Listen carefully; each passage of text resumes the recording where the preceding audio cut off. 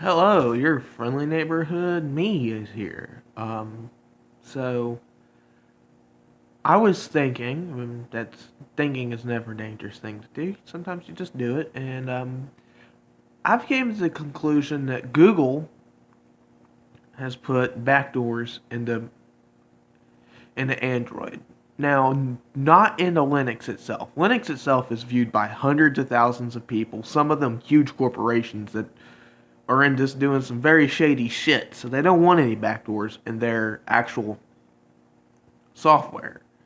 But Android itself has not really puddled that much code into upstream Linux. Um, a lot of the things that you would think that wouldn't be supported by Linux are. For example, Linux has had ARM support way before Android. It's had touchscreen support way before Android. As a matter of fact, as Ubuntu Linux has proved, you could make a Linux distribution for a phone. This is the same is true for see what's the name of that? Firefox, Fire OS, no, Firefox OS, something like that. Which doesn't use that much Android code, but Android itself has backdoors in it. And think about it. The Android manager, which you can turn on, is a backdoor. It allows Android to know your every movement 24 hours a day, 7 days a week. Matter of fact, every smartphone is basically a backdoor. It has backdoors into it that they could turn on my camera without me knowing. They can turn on my location settings. They can it's this is a very your smartphone is not a security device. It is the most insecure device that you could possibly ever own.